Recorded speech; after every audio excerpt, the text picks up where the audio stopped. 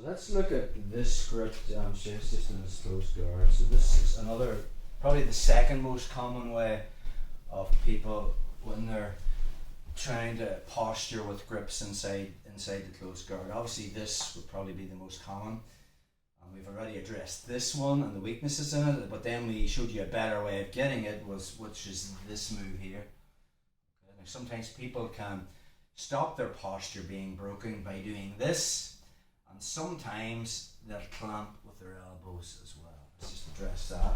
So what's our goal? Our goal is, yes, I want to break their posture, but I have to beat these grips. Just turn this way, bro. I have to beat these grips and then get into one of my 5 pathways for playing close guard. So Shay's actually, he's punched my lapels underneath. Now if he hasn't got his elbows tucked, okay, and he's just got straight arms and he's intent on just pushing my gi into the mat here. It's all about inside control. The reason this is such a good position for Shay, when I start to pull with my legs now, it's just I'm not gonna break his posture now. He's framed here, okay, and his arms are inside mine. So if I can get mine inside his, and if his arms are straight, it's just a matter of me coming inside. That's all I'm gonna be doing. Coming inside, and now from there I can reach across and find that collar. Look how awkward that grip is now. And now I can start to play my whole, I've got my grips, or re-grabbing here. We're going to look at double sleeve as well. So that's if he's got straight arms. So again, one more time on that. So if there's space underneath his elbows, we're going to look at that, don't worry, if he brings his elbows in. So if his arms are straight, it's just a matter of me coming inside and me coming inside. I can reach across from this position. Another thing I'm thinking about is I can stretch Shay away with my legs. Notice the way when I stretch him away with my legs, see the way he's got his fists driving into the mat? Anytime I stretch him back from there, see the way his fists have come off the mat? And now I'm just swimming inside. Again, from this position, even though he's technically, his hands are on the inside, but his arms aren't, if I cut an angle, I can easily find that collar. Look where the shape of his arm is now. And now I have the inside track, and I can start attacking from this collar and sleeve position. Let's look at if he's got punching into my arms, but he's got his elbows clamped as well. So really from this position, my hands are just going to come on his shoulders. I'm going to be pulling Shay towards me from this position.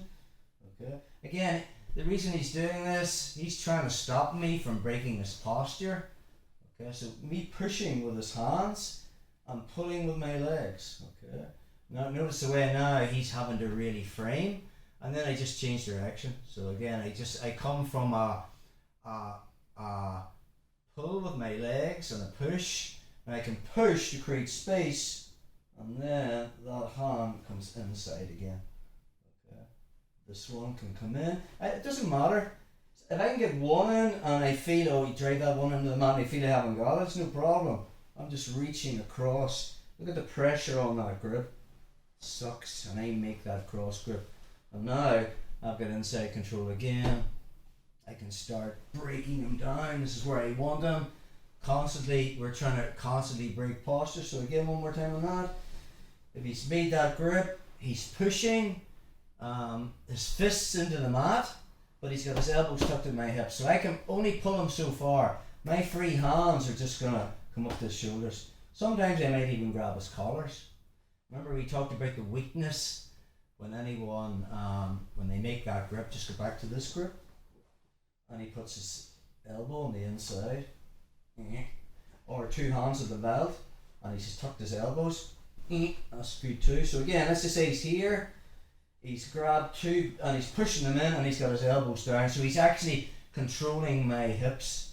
Alright, I can put my hands here, I can pull on my legs, but I can also find those collars. Don't let me pull you down, bro.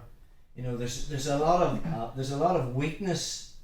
You know, there's no such thing as a perfect grip or a perfect frame. There'll always be weaknesses in certain things. So anytime he's here and his elbows are clamped, I'm pulling on my legs, hands are free, I can start to pull him down here. Okay, now what's going to happen is he wants the posture, and when he does, I just stretch him away. And now my hand's coming inside again. From that position, I can cut an angle, get a grip, and I'm back in again. Okay, so it's just constantly playing around with these positions.